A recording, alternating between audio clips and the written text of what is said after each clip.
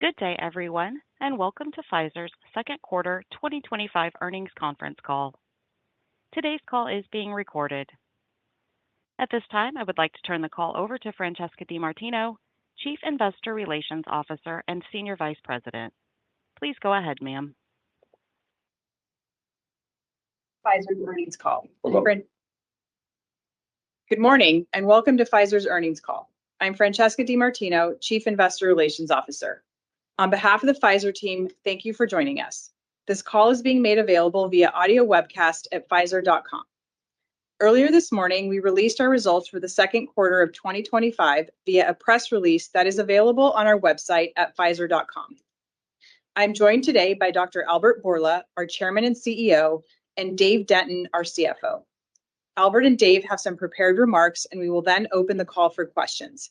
Members of our leadership team will be available for the Q&A session.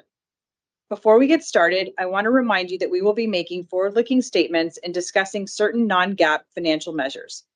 I encourage you to read the disclaimers in our slide presentation, the press release we issued this morning, and the disclosures in our SEC filings, which are all available on the IR website on Pfizer.com.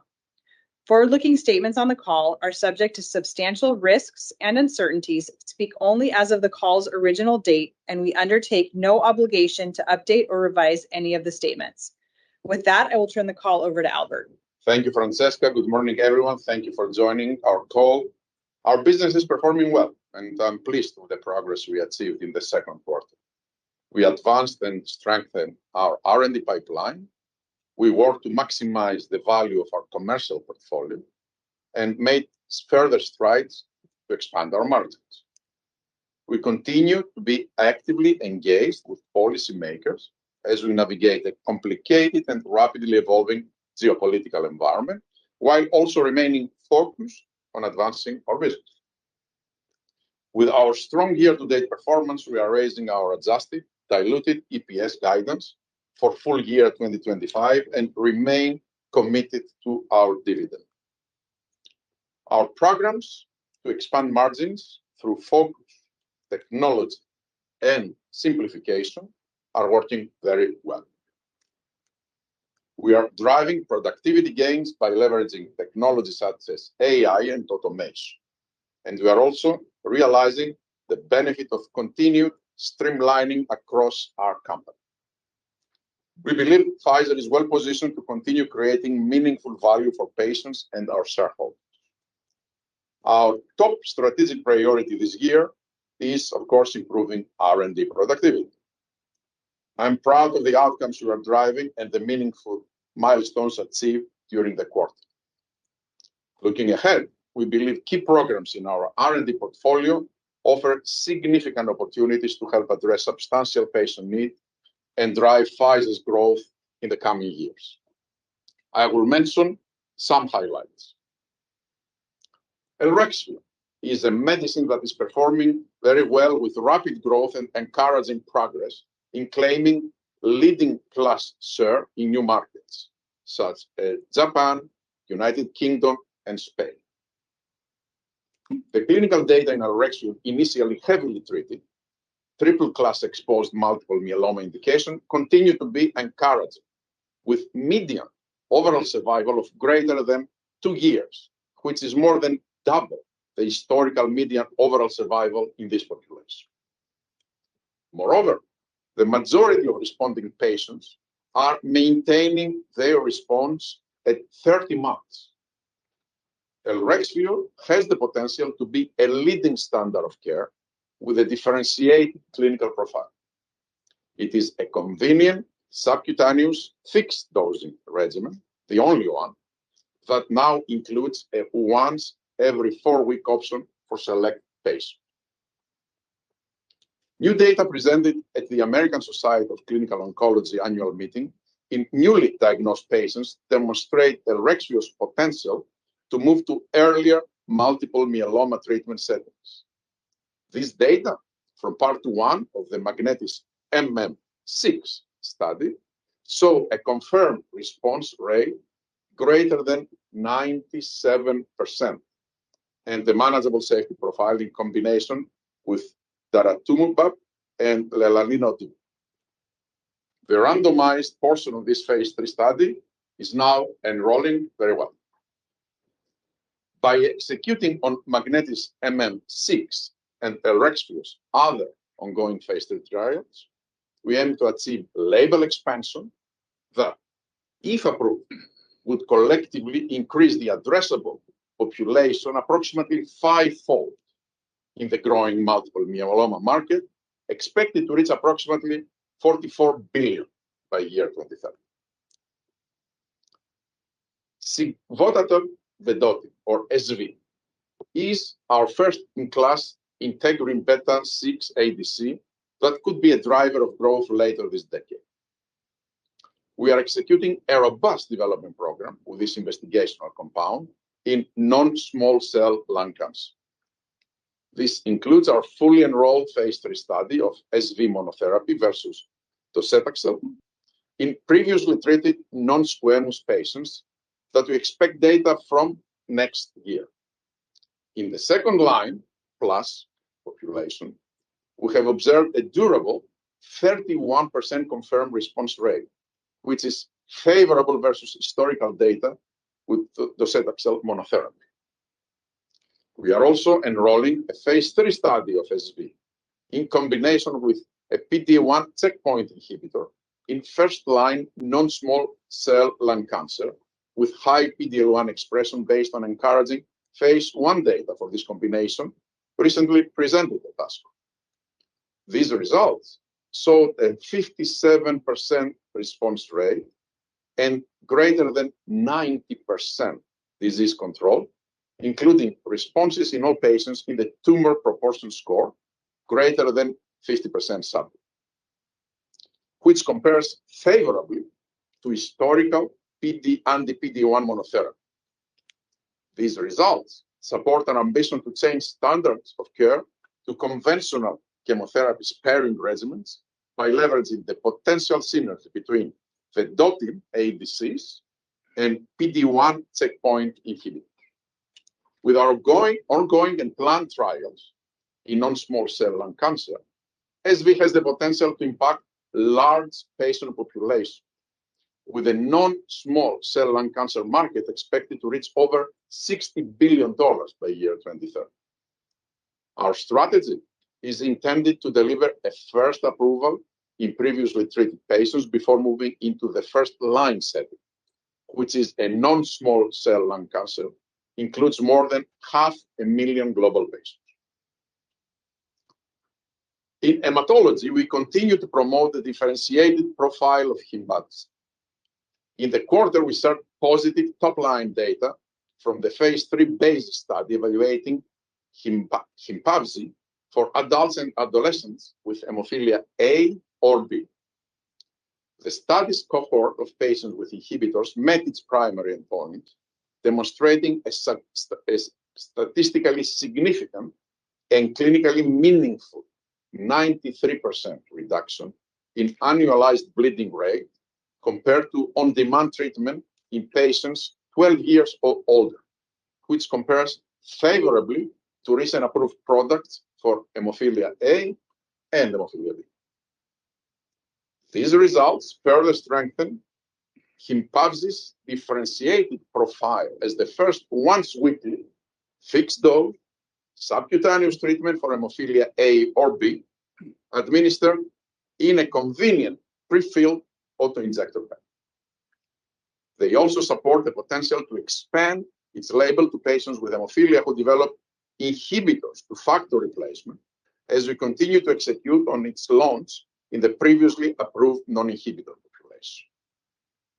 We have seen considerable quarter-over-quarter growth, particularly in the hemophilia B market, where subcutaneous treatments are only recently available.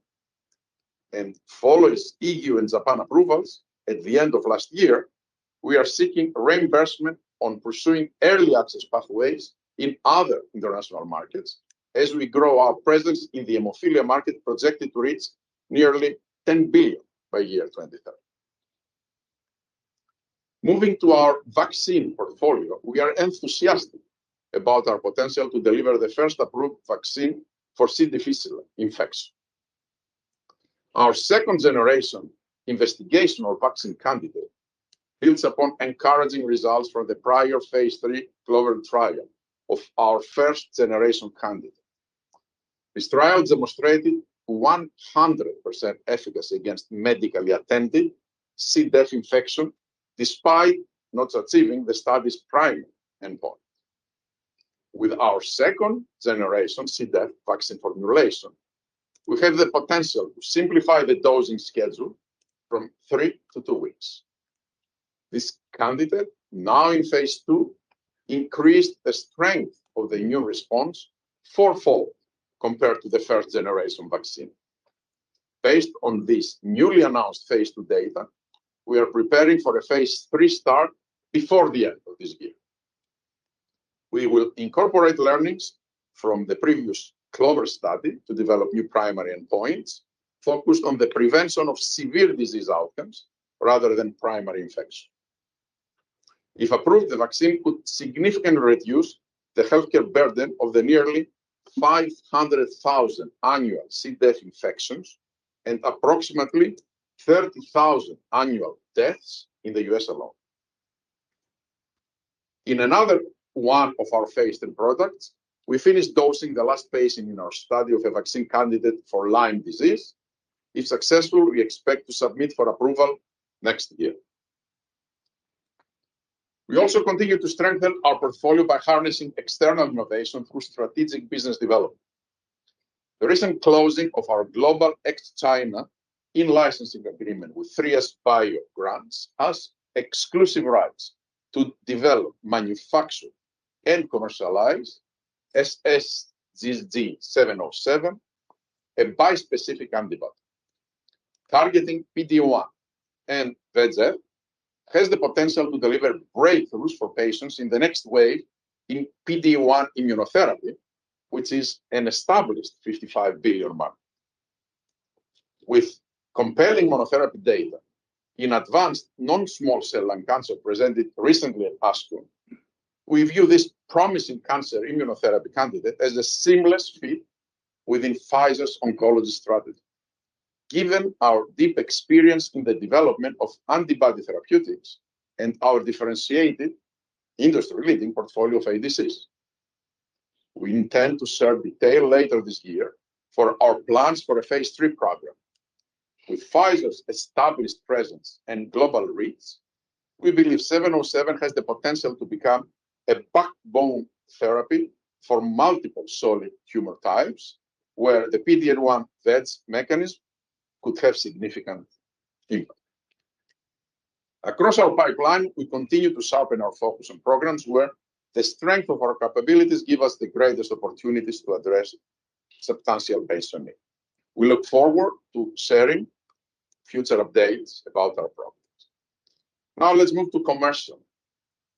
Our commercial strategy is unlocking higher productivity and performance across both our US and international divisions.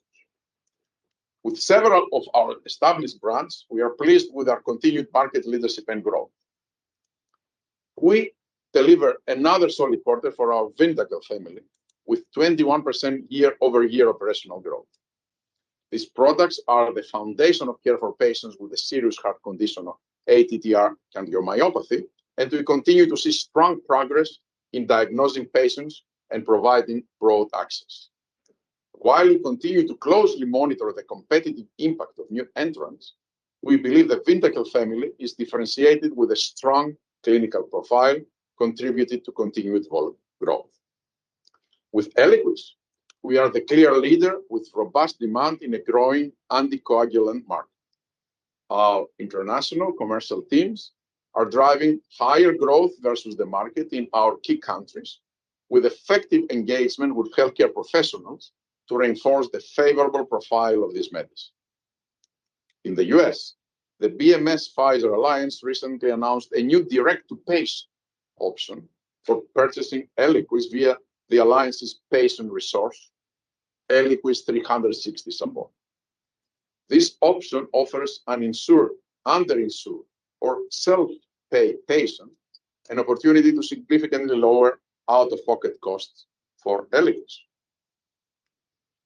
Among some of our recently launched acquired brands, we are seeing strong underlying demand in competitive classes as we work to build expanded access and greater awareness and loyalty, of course, among healthcare professionals. With Nurtec, we continue driving strong commercial execution. We are pleased with the performance of new consumer campaigns and greater precision and effectiveness in sharing compelling clinical data with healthcare professionals. In the US, we achieved strong growth in total prescriptions and with 47% market share, maintain leadership in the oral CGRP class, offset by pressures on net revenues from the impact of the IRA Medicare Part D redesign and the 340B program. Unfortunately, internationally, we are achieving strong performance in several key markets where we already have access and are encouraged by the potential to unlock additional opportunities by continuing to expand access. Padcev, a key product in our oncology portfolio, is demonstrating strong performance, and we see multiple avenues for future growth. Our ADC for the treatment of adult patients with locally advanced metastatic urothelial cancer, Padcev achieved high year-over-year operational growth of 38% in the quarter, with growing demand and the one-time favorable impact from a transition to a wholesaler distribution model for Seagen products. Padcev, in combination with pembrolizumab, has secured market share greater than 50% in first-line LA metastatic UC and is the standard of care first-line treatment. Additionally, we continue to anticipate phase 3 readouts for Padcev in muscle-invasive bladder cancer in 2 ongoing studies. If successful and approved, we expect a significant expanded opportunity to treat patients with bladder cancer, focused on the approximately 28,000 in the US with MIBC, approximately 80% of whom undergo cystectomy. Cibinqo had strong 46% year-over-year operational growth with the quarter, driven by higher demand in the US and growth in key international markets where we have decided to focus. We believe there is additional market opportunities for Cibinqo in responding to the need among patients with atopic dermatitis. We are seeing the clear impact of recent positive data released for several of our oncology products. It has contributed to strong growth in helping to establish these products as standards of care. Lorbrena achieved 48% year-over-year operational growth in the quarter, and we expect continued strength through 2025. It has a compelling efficacy profile supported by the CROWN study, where the median progression-free survival was not reached after 5 years of follow-up. Lorbrena is emerging as a standard of care for patients with first-line ALK-positive metastatic non-small cell lung cancer. We saw continued momentum with Braftovi and Mektovi, with 23% year-over-year operational growth in the second quarter. Result for the phase 3 Breakwater trial showed the Braftovi combination regimen doubled median overall survival versus standard of care for treatment-naive patients with metastatic colorectal cancer with a BRAF V600E mutation. This represents a significant advancement of the approximately 4,000 patients diagnosed annually in the US with metastatic colorectal cancer with this mutation. They face a more than twofold greater mortality risk compared to patients with no known BRAF mutation. Xtandi contributed strong 14% operational growth during this quarter. Demand is growing for patients with castration-sensitive prostate cancer, and it is the top prescribed branded androgen receptor pathway inhibitor. With the presentation at ASCO of long-term overall survival data from the ARCHES trial, Xtandi is now the first and only androgen receptor pathway inhibitor to demonstrate an overall survival benefit at 5 years in men with metastatic hormone-sensitive prostate cancer. We also recently shared positive top-line results from the phase 3 EMBARK study, making Xtandi the first and only androgen receptor inhibitor-based regimen to demonstrate overall survival benefit in non-metastatic hormone-sensitive prostate cancer with high-risk biochemical recurrence. This contributed to demand growth for Xtandi, and we achieved 27% share in new-to-brand prescription. These positive readouts indicate how we are continuing to invest and focus in areas where we have leadership and expertise, contributing to ongoing progress with our oncology portfolio. The strong performance in the US and the international divisions show why we remain confident in the commercial strategy we refined more than a year ago. In the quarter, for example, the key market and brand combination, but we prioritized in our international divisions, are outperforming with strong mid to high single-digit growth across all regions. We will continue to advance this commercial strategy and expect to drive further progress through precision targeting engagement with patients and healthcare professionals. With that, I'll turn over to Dave, who will walk through our additional strategic priorities and progress with expanding margins and optimizing capital allocation. Dave. Thank you, Albert, and good morning. To begin this morning, let me emphasize that our solid financial results are a clear reflection of our disciplined execution and strategic priorities. We remain focused on improving patient outcomes and meeting our financial goals while managing the complexities of the external environment. Our cost improvement initiatives have contributed to greater organizational efficiencies, as demonstrated by our robust operating margins achieved this quarter. Going forward, we expect to improve our cash flow, reduce our debt leverage over time, and increase flexibility across our three capital allocation pillars. Our focus remains on creating long-term shareholder value. We will continue to invest in our business for the long term while prudently returning capital to our shareholders. Now, let me start with our second quarter results, then I'll touch on our capital allocation priorities, and then move to our cost improvement initiatives. I'll finish with a few comments on the macro environment as well as our 2025 guidance. For the second quarter 2025, we recorded revenues of $14.7 billion, an increase of 10% operationally. This increase was largely due to overall growth both in the US and internationally.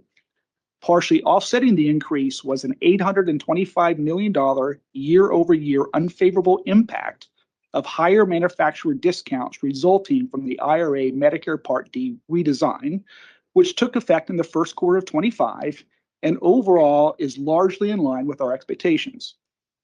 On the bottom line, second quarter 2025 reported diluted earnings per share was 51 cents, and adjusted diluted earnings per share was 78 cents, ahead of our expectations, primarily due to strong top-line performance and our cost management execution.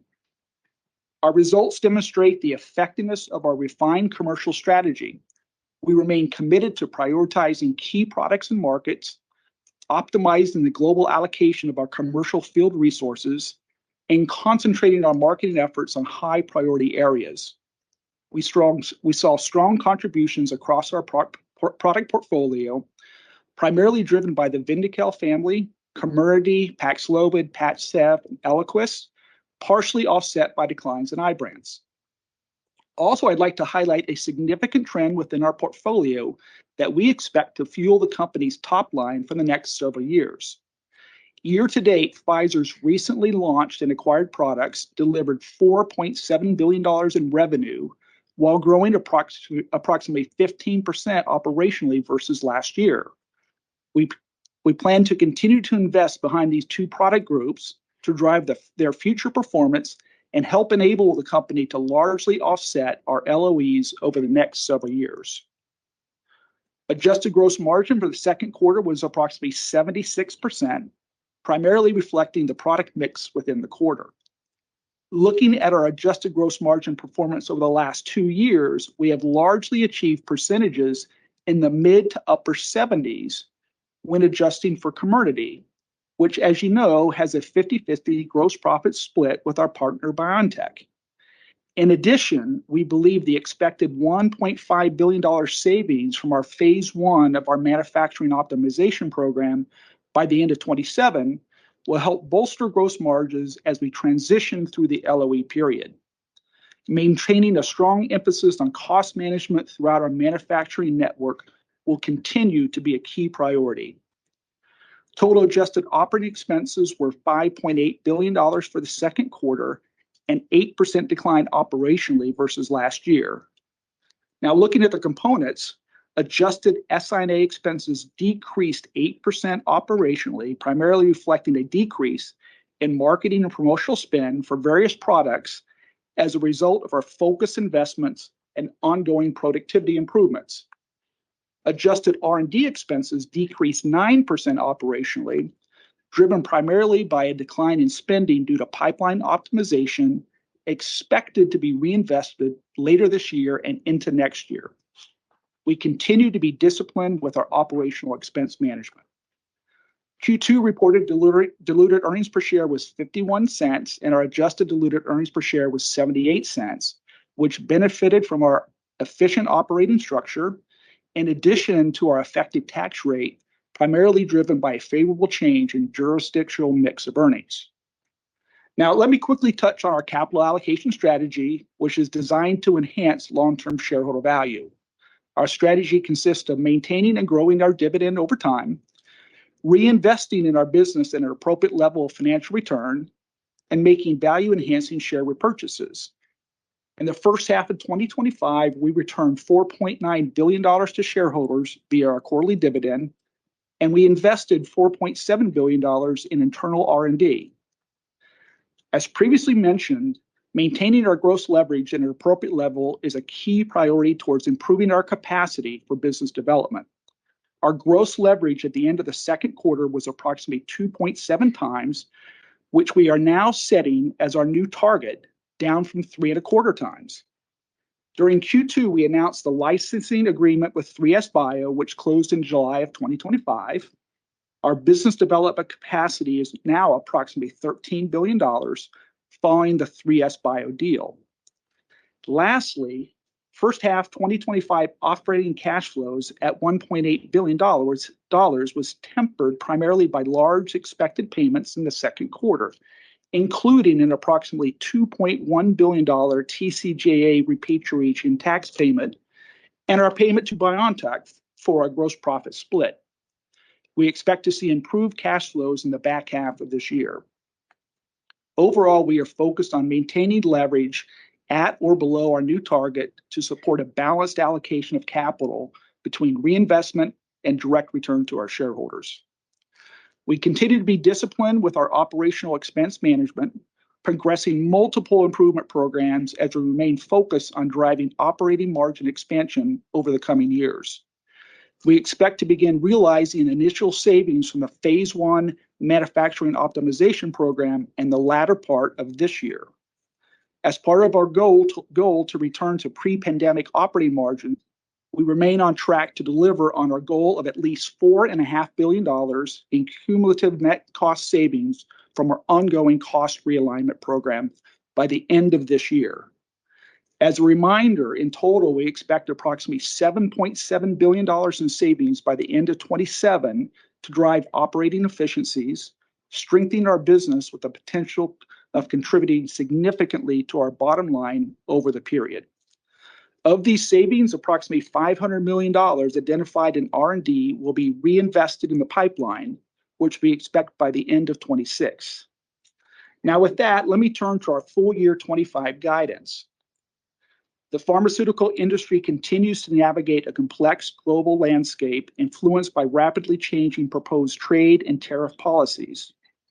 Strategies to help mitigate the potential impact on our business in the short term have been implemented, and we continue to evaluate opportunities and develop plans which will help mitigate the potential long-term impact of tariffs on our business and our operations.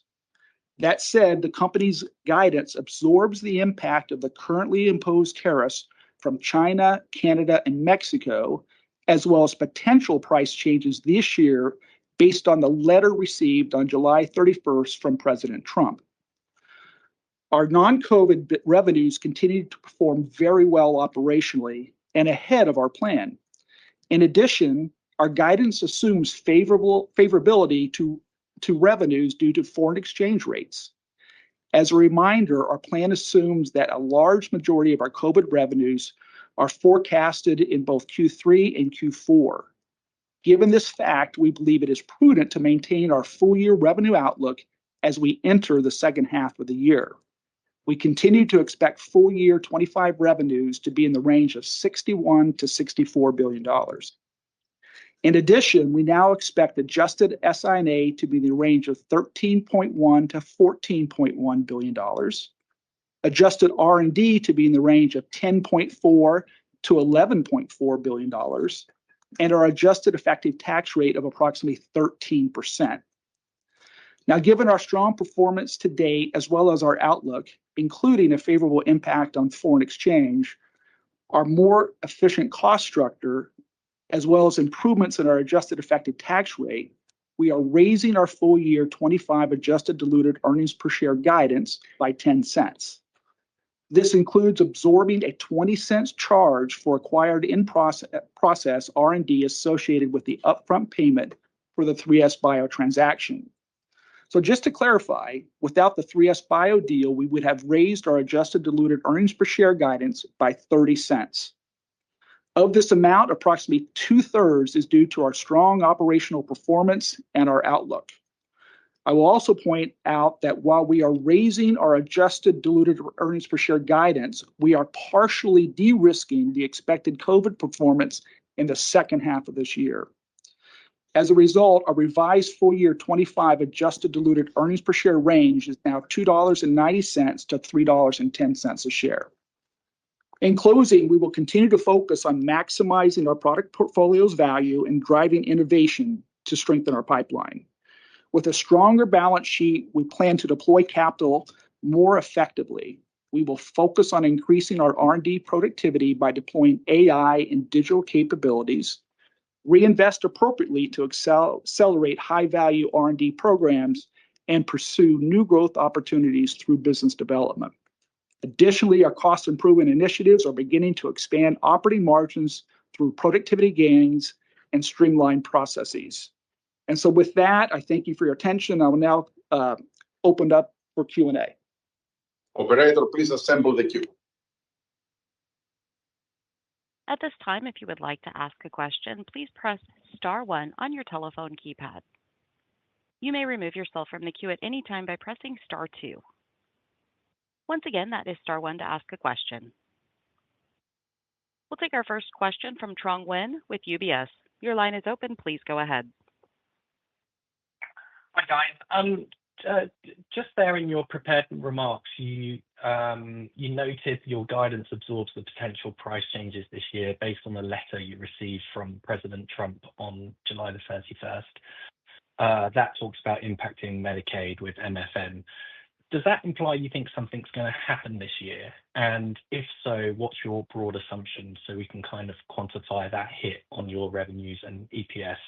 And then can you perhaps just give us your state of the union on the recent developments with MFN and tariffs? And then just on the CDC recommendations for the vaccines, there was a reduced recommendation in May, a payer pullback for broader adult COVID vaccinations. So just how are you sizing the 25-26 US fall season versus last year? And can you comment on any progress with state mandates or payer negotiations to stabilize that coverage? Thank you. Thank you, Trump. Let me start. I know many people would like to get clarity on the MFN situations, on the tariff situations. And I'm not in a position to provide much clarity, not because we are not discussing. Right now, we are in very active discussions. I discussed at the highest levels of this government. I discussed myself with the president after he sent me the letter, me and all the other. We discuss a lot with the Secretary Kennedy. We discuss a lot with Dr. Oz, who is responsible for implementing a lot of these things. And I would say only that these discussions are extremely productive. I think we understand where the president comes from. and we are engaging in a productive way to find a solution. But because we are in active discussions, it's inappropriate for me to start providing more details because I don't want to say things while we're discussing with them. So I understand that many others may have questions about that, and I'm not sure I can give more information than what I just told you, that we have a letter that sets a base of what the president wants. The letter asks a lot from us, but we are engaged in productive discussions with them. And in general, I'm happy the way that they listen to us and the way that we are trying collectively to find solutions that from one hand would make medicines affordable in the US. On the other hand, will make our industry even more competitive compared to China, which is progressing very rapidly to us. On the tariffs also, I don't have much news to add. We are waiting for the 232 report. And once we have that, we will see how this discussion, again, on the tariffs, I had good discussions with Secretary Lutnick, with the US Trade Representative, with Secretary Bessen, and of course, with the President, but we have a special relation through the times of COVID. So that's all I can say. I don't know if, Dave, you want to add something on what is included and how we think about it. Yeah, I would just say that the underlying strength of our business is allowing us to raise our guidance in the back half of the year. And to Albert's point, with the work that's going on across the industry, we're able to come up with a range of scenarios. And we believe that those range of scenarios associated with potential timing of all of this would allow us to absorb any impact this year based, again, on the underlying strength of our business today and performance today. And maybe, Amir, you can comment on the CDC? Yeah, so Trung, I think your question was largely around Comirnaty. So I'll mention the quarter and then our expectations for the season. Comirnaty had a very strong quarter in Q2, and I think that's driven partially by gross to net favorability. We've just become much more efficient in managing inventory in the marketplace. And we also saw a continued increase in our market share in the quarter. So that's the quarter. Now, as it relates to the season, we don't have a crystal ball, but what we are planning for is we anticipate an indication for the 65 plus population, as well as those under 64 with underlying medical conditions. And that largely reflects the dynamic of how people vaccinate in the US today. We also don't anticipate any major changes in coverage by payers for this season. So this could have a modest effect on our vaccination rates, but we anticipate having a very strong season. In addition, I think we're very ready to execute against that. We have our supply and distribution capabilities, which are genuinely unmatched. We have a very robust plan for both physician as well as patient activation, and we monitor sentiment very closely. We've not seen dramatic changes in intent to vaccinate. And we also have very strong contract positions, both in retail and non-retail. So we look forward to the Comirnaty season for the fall. Thank you, Amir. Next question, please. We'll go next to Chris Schott with JP Morgan. Great. Thanks so much for the questions and congrats on the quarter. Just two for me. First on BD and capital allocation. Just what's driving the slightly lower target leverage for the company going forward? I think you lowered it by about a half turn or so. I just was looking for any color there. And just on the BD approach, is the approach here still to target a couple smaller deals with that 10 to 15 billion of capacity you've previously talked about, or is the thought maybe looking at one larger one? Last really quick one just to slip in was just the recent PD-1 VEGF deal. I know you're going to think about doing combos with some of your ADCs. Will we need to see the phase 3 data from those ADCs before you move forward, or should we start to think about Pfizer starting development of those programs prior to those readouts? Thank you. Chris, as usual, excellent questions, but David can take the first two, and then I think Chris can talk about PD-1 VEGF. So Chris, yes, we've actually improved our target from a leverage perspective down to 2.7 from 3.25 times. That's largely because we've improved our cash generation capability over the last a little faster than we anticipated post closing of the Seagen acquisition. So we're now sitting at 2.7 times, We will continue to delever over time. If we were to do a BD transaction, we might tick back up over that 2.7 times, but our objective is to still get down and continue to delever the balance sheet in the long term. Secondly, yes, most likely we would tend to do I'll say a smaller deal, given the fact that our capacity is in the $13 billion zip code at this moment. And so I would expect us more from a smaller perspective from a transaction. Yeah, and it is 13. It's 13 only because we have essentially allocated some of the 3S Bio transaction funds against our BD target. Thank you, Dave. And Chris, how do you think about developing the PD-L1 VEGF that I know we closed and we are very rapidly executed on a plan even before we could close? Thank you very much. As you know, we do have ongoing programs with the ADCs, SV, PD-L1V, and PADCEV, all in phase 3. We're not going to wait for readout from these studies, and we'll start earlier with phase 1-2 combinations this year, in fact, with those ADCs in combination with 3S Bio's 707. How we look at 707, it's really to be a potential backbone to replace single agent PD-1, PD-L1. It's got a unique structure, and the preclinical data suggests potential best in class regarding high affinity for PD-1 inhibition and also potentially increased anti-angiogenic activity. You've seen the overall response rate in the first line setting of 65%. We're confident in this molecule across the cancer areas or tumor areas where we have significant capability, including thoracic, GU, and GI. And we'll later this year announce the phase 3 program for 707. Thank you, Chris. My team got me very excited about this molecule, and they have presented to me a very aggressive development plan that they plan to execute starting this year. We will share more news about the plan when we are later the year, when we kick off the execution. Next question, please. We'll go next to Alex Hammond with Wolfe Research. Thanks for taking our question. I guess one on MFN, just given your recently announced DTC patient option for purchasing Eliquis, how should we consider the applicability of this program to the remainder of your portfolio? Thank you, Alexandra. I think it's very much will help. I can tell you that the direct-to-consumer was one of the 4 things that the letter of President Trump requested from me and everybody else. We think it is a fantastic way to go ahead, so we will work collaboratively to do it. Clearly, Pfizer has good experience from the Pfizer for All, where we have a direct-to-consumer website that has very, very high traffic.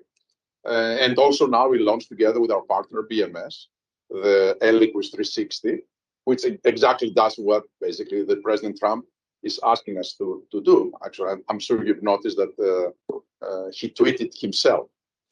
He retweeted actually my tweet about the Eliquis. And also we have serious discussions in the industry. So I have connected, of course, we had the board of all the CEOs that we discussed it, and also myself, I'm connecting very often individually with all the major companies. And they are all ready to roll up the sleeves and execute something like that. So remains to be seen. I don't want to speak more, as I said, because we are in active discussions. Next question, please. We'll go next to Mohit Bansal with Wells Fargo. Your line is open. Great. Thank you very much for taking my question. Dave, I have a question regarding guidance. It does seem like you had quite a good quarter this quarter, and there is FX tailwind as well as operational reasons here. So wondering what is driving the intact guidance, or even like not even like upping it to the higher end of the range. It's just would love to know your thought process in setting this guidance at this point. Thank you. Yeah, thank you. I think as we looked at guidance, as I said, we are essentially raising bottom end by 30 cents and then absorbing the 20-cent charge for 3S Bio transaction. At the same time, we are looking at our future Q3 and Q4, and we're essentially de-risking some of that. So this underlying strength of our business would have us increasing guidance even further from a profit perspective. But we, at this point in time, given the volatility that's potentially ahead of us in COVID, we think it's prudent to wait, hold, see how Q3 and Q4 come about, and then update as appropriate from that perspective. Thank you, Dave. Next question. We'll go next to Courtney Breen with Bernstein. Hi, all. Thank you so much for taking the question. A couple from me. The first is on the efficiencies that we're seeing kind of in your operating model, and particularly around SG&A. It'd be great if you're able to kind of give us some extra context around kind of where you are kind of reallocating and investing versus where you're able to pull back, and kind of some more context and detail and color around that, both within the US and ex-US. And then secondarily, you've given us some more detail in terms of M&A and the $13 billion range, but can you give us a little bit more insight on the priorities? I know you've talked about kind of the obesity opportunity or cardiometabolic opportunity and immunology being areas of interest. Can you talk about kind of whether they still rank near the top, or how you're seeing kind of opportunities out there that you might be interested in? Thanks so much. No, thank you, Courtney. Let's start with Alexander to speak about the efficiency in international, and then Amir can chime in on the US. Thanks, Courtney, for the questions. You remember about 18 months ago when we started this journey at the international division, we said we will pick our growth driver, both from an inline standpoint and the new product. And that combination will be different country by country based on the environment, the potential, and the population to treat. That's what we did. So we've identified in our top 16 market those combinations, and then we invested to win in the sense that we looked at the share of voice that we need, and then we reduce our investment everywhere else so that we can win in this area. And clearly, the growth that we are seeing coming out of that portfolio of assets where we focus is really remarkable, because it's not just that we grew 6% at the international level overall, but it's also the quality of the growth. You see that we grow 9% in emerging markets, 9% in China, 7% in Europe. So it's kind of across the geography, and it's also across the different category area, right? So specialty care grew 9%, driven by Vinda. Primary care grew 4%, 6% excluding COVID, driven by Eliquis and our vaccines.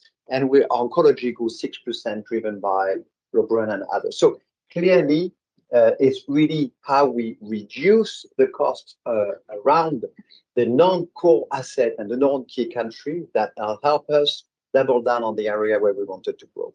Thank you, Alexander. Amir? Courtney, I'll give you a couple of different examples. When we implemented our new commercial model at the beginning of last year, we put in place a few fundamentals. One was having everything in one place and the benefit of scale. So, for instance, we consolidated to a single agency partner, and that drove major efficiencies across the business. Second thing is we undertook a major resource reallocation exercise, both in terms of the products where we're investing, as well as the channels that we're investing into. And thirdly, we've just embraced technology and the way that technology can drive efficiency across every aspect of our consumer campaigns, our physician targeting, and also Albert referred to our use of Pfizer for All and investment in the Pfizer brand, which, for instance, in the categories where we've deployed that model has resulted in about a 20% decrease in the cost per new NBRX. So these are just examples of how we're driving efficiency across the commercial business. Thank you. And it is, I think for me, what really pleased me on that, it is that we are able to reduce our cost and at the same time continue growing the top line, which is the key here. And the Pfizer was always good in commercial. I do think that we lost a little bit our way during the COVID because the priorities, you can understand, were 100% devotion of a whole company to do something like that. But I'm very proud and pleased that we got up to our feet, and we now have developed a commercial machine, but it is really honoring the Pfizer tradition and taking to the next level. And I will finish with some questions from the M&A. You asked what will be the range in terms of priorities, and in terms of dollars, Dave talked to you. Clearly, with those dollars, probably will be in fewer, smaller transactions rather than one transaction, all the remaining capital allocation. Clearly will be in the 4 areas that we are now active, which is the oncology, the vaccines, the internal medicine with cardiometabolic and obesity, and with the I&I. On obesity, which is your specific question, clearly we have interest in this area because this is an area that it is very big. Science is breaking. A lot of new things are coming out. And we have tremendous development capabilities in the primary care type of business, and we have also tremendous commercial opportunities. And by the way, obviously also there is plenty of offering right now. I mean, in China, China is booming in terms of how many opportunities we have. Our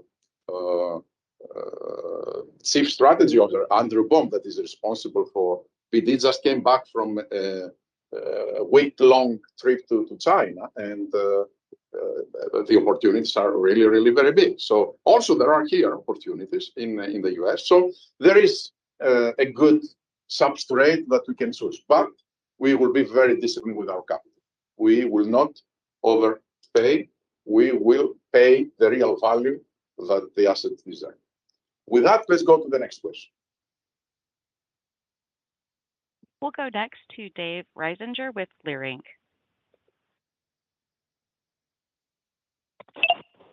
Yes, thanks very much. So Albert, thank you for helping lead discussions with the administration to ensure the future success of U.S. biopharmaceutical innovation. Since you briefly mentioned competition from China, has Pfizer been helping the administration understand the very strong support that the Chinese government provides to local biotech companies based in China? I ask the question given significant pressures on biotech companies in the United States. Thank you. Thank you, Dave, and also thank you for your kind words. I do, and I'm very vocal, and I speak at all levels, and not only in the administration, but also in the Senate and the House. This is something that unites, I would say, one of the very few things that unites both Democrats and Republicans is their concern about China emerging superiority in several technological areas, but where it is very impressive, it is in the biotech. And I very clearly indicate that this is happening, is real. I'll give you just some examples. In May, for the first time, Axios reported that the clinical studies in the world right now, China has the leading share, surpassed the US. I did a research myself on publications that are happening from Chinese scientists right now. And in CRISPR, for example, just to give one area, 42% of the global publications coming from China. Actually, in structural biology, which is always was their forte, 62% came from China. And to end up, they are not doing, they're not stealing patents. They have filed more patents than US this year. And so they are protecting very well intellectual property, and they are enhancing access to their local markets. And they are giving tremendous support, monetary support to their biotech ecosystem, which encourages a lot of private money going there. I explained all of that to the administration, and I think they listen. And that's why I said before, we all look to find ways that from one hand, affordability and access of the American patients, on the other hand, to the crown jewel, which is the biotech industry, needs to be supported by the government, by the Congress, so that we can, there's so much you can do to slow down China. But you won't slow them down. They are very good. What we can do it is to focus to be better than them. And that should be our goal. With that, next question. We'll go next to Kerry Halford with Berenberg. Thank you. A couple of questions from me, please. Firstly, looking at Adcetris, Tukysa, Q2 performance was a little weaker than anticipated. I understand these drugs are perhaps facing increased competitive pressures, but would be interested to hear your strategy for reinvigorating that growth of those Seagen assets ex Padcev. And then secondly, a question on the guidance, specifically tax, and apologies if I missed this earlier, but Dave, what has changed with regard to the tax outlook for this year, and how sustainable is this underlying 13% tax rate going forward? Thank you. Dave, you want to start with that, and then Amir can. Yeah, just on the tax side, there were some one-time discrete items that allowed us to improve our tax position this year. I would expect going forward with the new tax regs globally that we would be largely closer to the 15% level from a global tax perspective in the long term. Kerry, thanks for the question. I think your question is largely around the Seagen portfolio and the products. So we feel very good about how we integrated those products. As an example, we were able to cross-train all of our field forces, and now we're seeing the benefit of that come through in commercial performance. So if I look at Q2 and the entirety of our Seagen commercial portfolio, we grew 15% year over year. And that was while managing some of the competitive headwinds that you alluded to on Adcetris, which we are starting to see now settle. In particular, we feel very good about the growth in Padcev. We have greater than 50% market share in the first line, and we see headroom to continue to expand that share, especially in the cisplatin eligible population, where we are very focused. And it's also important to note that as part of the Seagen transaction, it was not only the inline products, but the portfolio that came with it, which continues to perform very well. Thank you, Amir. Next question, please.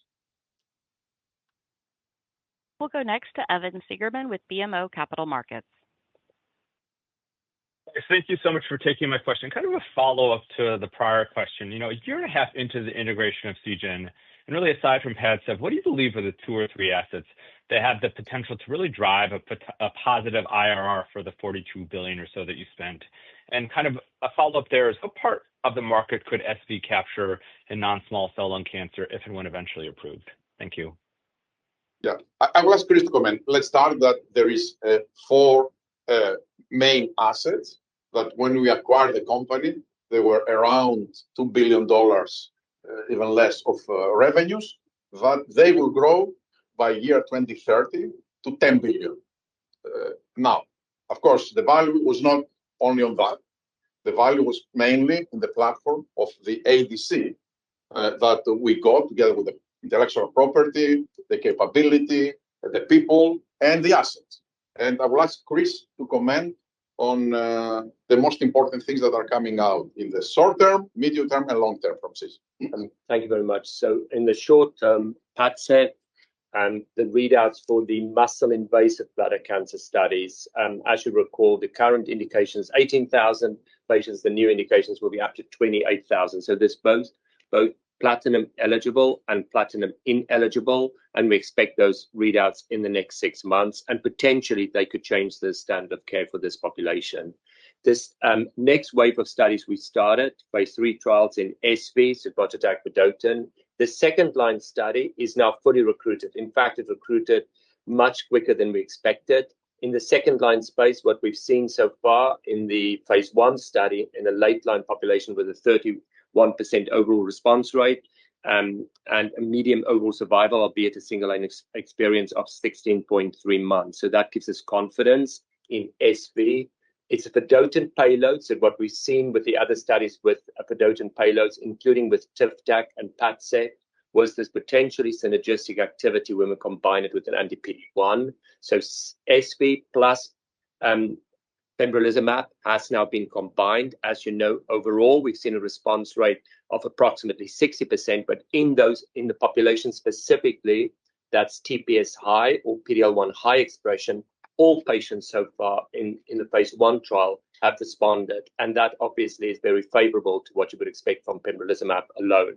The next molecule, PD-L1V, that's again another first-in-class molecule. We're accelerating that into a phase 3 program for head and neck cancer, where we've seen a response rate just shy of 60% in the combination with pembrolizumab.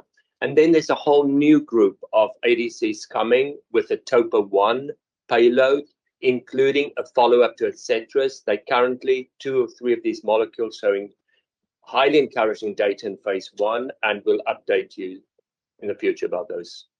Thank you. So as I said, we are confident that not only will recuperate the investment with a good return in the season, but I think this transforming our oncology portfolio and business. Next question, please. We'll go next to Carter Gould with Cantor. Good morning. Thanks for taking the question. I'm going to go back to the policy side. I guess, Albert, should investors have any expectation around a comprehensive deal that addresses the president's objectives across MFN and tariffs, but also addresses the industry's concerns around enforcing IP protection, compounding, pill parity, IRA implementation? And then separately, Vyndaqel put up a solid quarter year on year, but this is sort of the 4th quarter in a row where sequential growth was more muted or meager. Is Vyndaqel U.S. growth behind us? And I guess in answering that, can you help frame the push-pulls between price and competition? Thank you. Yes. Let me give a brief answer to the policy. Look, I don't know. We are in very active discussions. You know that the president is impatient, so he wants results quickly. We also want to come to a resolution quickly because I want to offer certainty to all of us and all of you, as much as you can have in this period of time.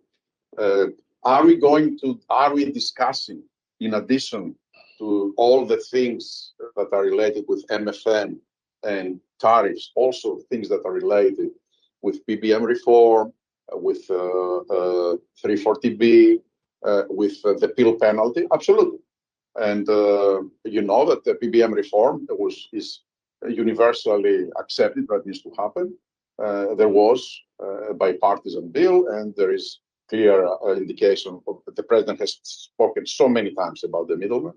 Also with the pill penalty, he has spoken about it, and also the Secretary Kennedy spoke about it, and also we are working on it. And of course, the 340B has become a major problem. Right now, the 340B is expected to exceed $62 billion this year. It's a program that has become bigger than Medicare and Medicaid combined. So that's all at prices that all of that is value that goes from us out there to, let's say, hospitals. And this value is not passed to the patients because they mark up those products in tremendous amounts, way more than you see in Part D. And, we can't afford that. So we are discussing, we are explaining. It's more complicated, the 340B, because it involves hospitals. But the program is very good for the small hospitals that was intended. This is not about not having 340B. It's about not having an abuse in the system. So, Amir, you want to take the next question? Sure. I'll speak quickly about Vyndamax in the U.S. and then touch on international too. In the U.S., yes, we had a very strong quarter. We had 15% year-over-year growth. We maintained momentum and performance versus Q1, and there's a lot that's going on in this market right now. So that performance is a function of improving diagnosis as well as improving favorability dynamics. So we continue to lead in the face of 2 competitors coming into that market, both in terms of total market share, but also importantly, lead in terms of first-line treatment-naive patient share. So we've got good TRX momentum, and that's influenced the growth. Attruby is taking some first-line share, and it's a little too early to tell about the dynamics of Amvuttra, and we'll keep a close eye on that for the second half of the year.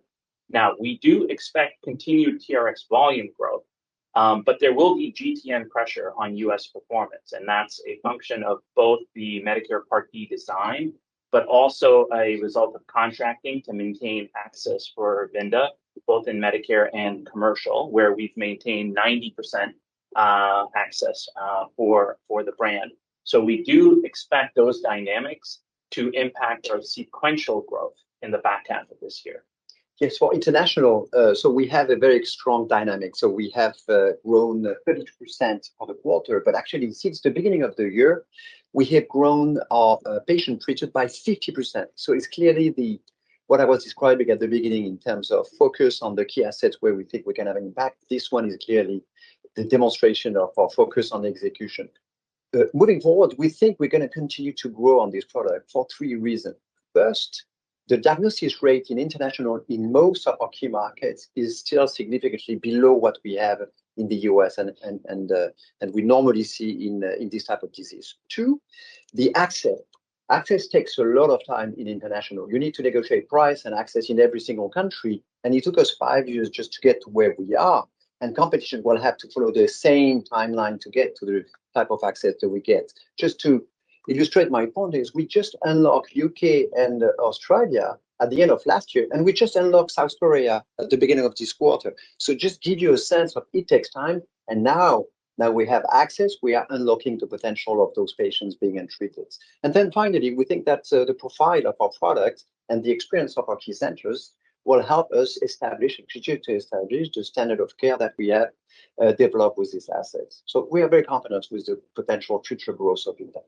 Yeah, and I'm very impressed with the performance of Intact International, the way that we were not counting on that product before, and now suddenly we see a very big thrive. We're not counting in international, I mean, it was mainly US. And then let's go to the next question, please. We'll go next to Asad Haider with Goldman Sachs.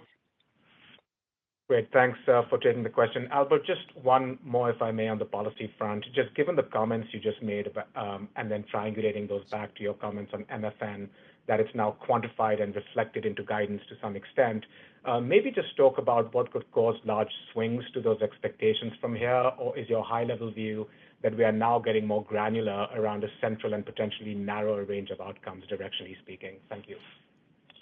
Yes. Clearly, Asad, I mean, our team is all over modeling several scenarios. There is no scenario that we have not assessed. There is no scenario that we have not built mitigation plans. And there is no scenario that we haven't assigned the probability of success. But the truth is that we don't know what will be, because all of that are right now under active discussion.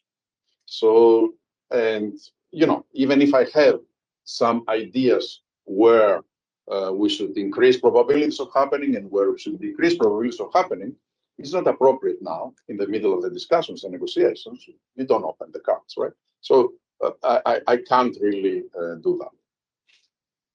Thank you. Next question. We'll go next to Umer Raffat with Evercore. Hi, guys. Thanks for taking my question. So I'll spare the MFN question, but I did want to ask Albert, I feel like some of the points you're making on this call regarding the China biotech ecosystem could possibly resonate with the administration, but I guess and I'm not even talking Pfizer specifically, but the industry broadly has been very active with a lot of out-licensing transactions to find the next layer of innovation. So I guess, is the administration pushing back with sort of balancing those two?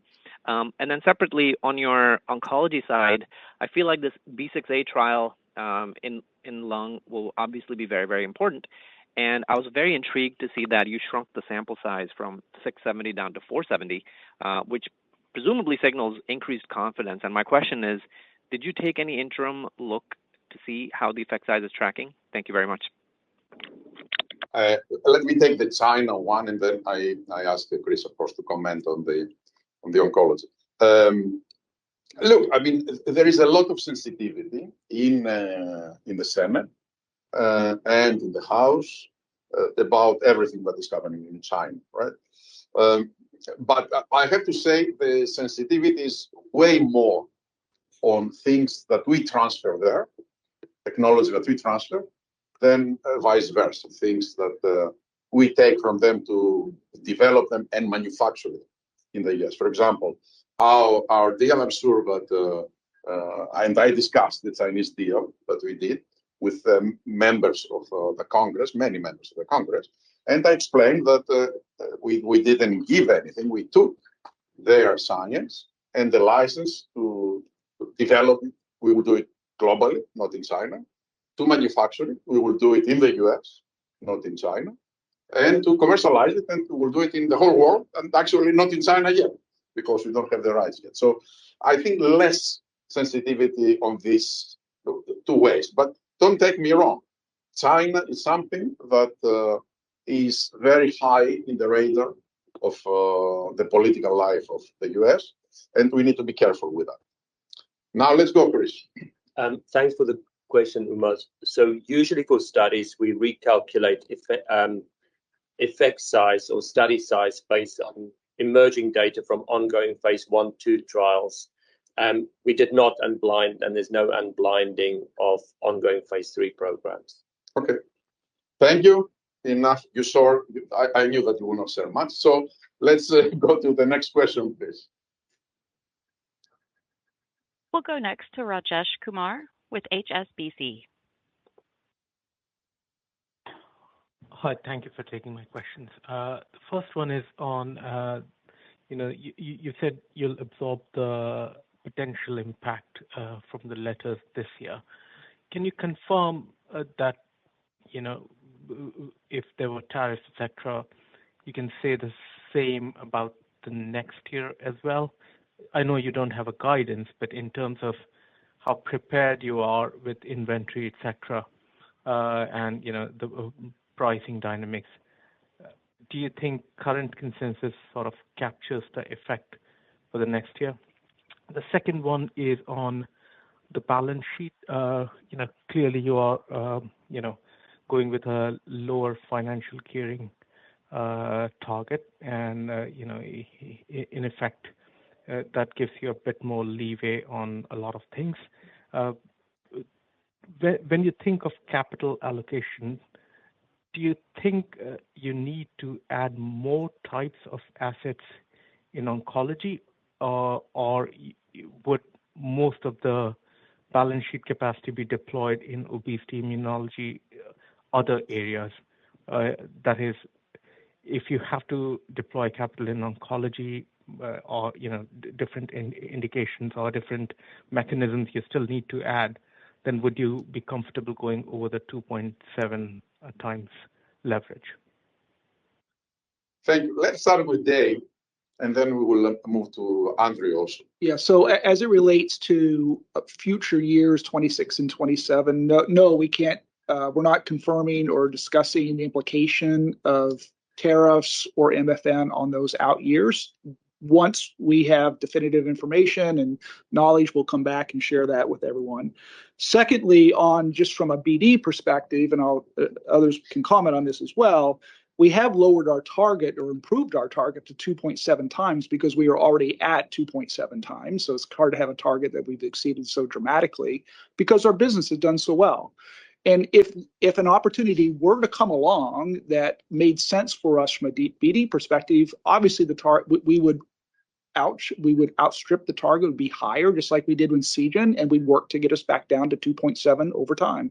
And to Albert's point earlier, from a BD perspective, we're interested across the 4 areas in which we focus today, and we'll continue to evaluate assets on the market in all of those 4 areas. Andrew? Yeah, I just add to Dave's comments. Look, I think every potential licensing deal or acquisition is value driven, although there is obviously some value in diversification.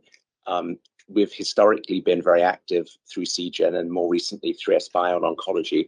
However, as you know, Pfizer has a strong commercial heritage with significant strength in areas such as internal medicine, I&I, and obviously we've got landmark drugs in those areas. So we believe we have a right to will, and if the right opportunity comes up at the right price, you can be sure that we're going to pursue it. Thank you, Andrew. Next question, please.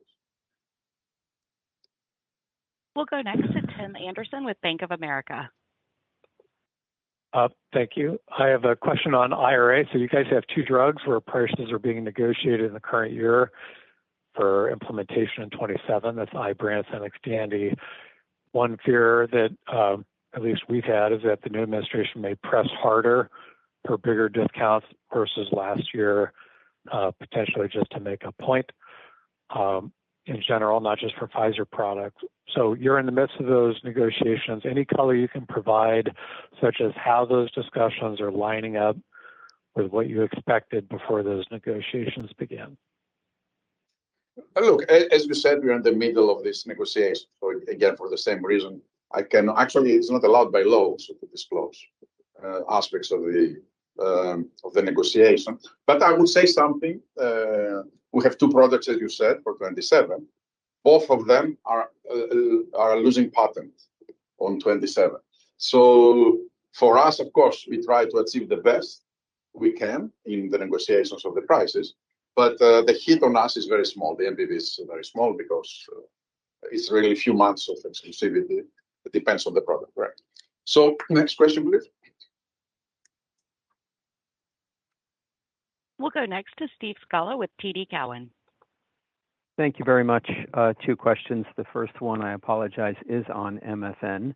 But you quantified the assumed impact of MFN in 2025, but you won't share your estimate. But I assume it's a big number, well above $500 million for Q4 alone, and maybe several times that, which implies a strikingly high number for 2026. And I'm just wondering whether you would walk that number down. Second, for Dave, you noted the positive underlying operational performance year to date. You also noted the positive inflection in FX year to date. Curious how the COVID expectations have changed. It seems they must have come down since revenue guidance is flat or unchanged, or something else in the business turned in a little bit light. Thank you. Yeah, maybe on the COVID side, I don't know that our expectations at this moment have changed, but we still have a lot yet to go in Q3 and Q4. So as I think about our future projections, we're still internally working to achieve our number. But as my guidance reflects, we've now de-risked some of that delivery in Q3 and Q4. So I don't think anything's changed. We just know that COVID by itself, because of the nature of that business, will always be a little bit more sensitive and a little bit more fluid and harder to predict quarter over quarter. So this is just allowing us to de-risk that a bit. And then on the MFN perspective, we're not going to comment on those numbers at this point. Thank you, though. And the final question. Our final question comes from Terence Flynn with Morgan Stanley. Great. Thanks for taking the questions. Maybe just two on the pipeline. Just for atirmociclib, was wondering if we'll get an update from the phase 2 study on PFS potentially at San Antonio later this year. I know you've already committed moving into phase 3, but I don't think we've seen anything on durability there. And then on Lorbrena, any thoughts about exploring that in the adjuvant setting? Thank you. Chris? Thank you for the question. So atirmociclib, you're correct. As we stated, we're focusing now on the first line space and focusing with CAT6 for second line. We remain very confident in atirmociclib on all the data we've seen. And the study, the first line trial in ER-positive, HER2-negative breast cancer, the study is recruiting extremely well. In fact, 4 times faster than we actually planned or predicted. We've not disclosed the date when we will show the data on the second line, but we'll keep you posted on that. For lorlatinib, there's no current plan for an adjuvant study. Thank you very much. Thank you for your attention. Just I want to say that I'm very pleased with the execution of this team in terms of the targets that we have set. I would describe Pfizer right now as a company with a very strong floor and no ceiling. And we plan to maintain the prudent way of allocating capital, the focus on execution, the relentless focus on our pipeline productivity and big assets, and improving our margins by the use of technology, focus, and simplification of our business process. Thank you very much, and enjoy your summer to those that they didn't take vacation, like me. This does conclude today's program. Thank you for your participation. You may disconnect at any time.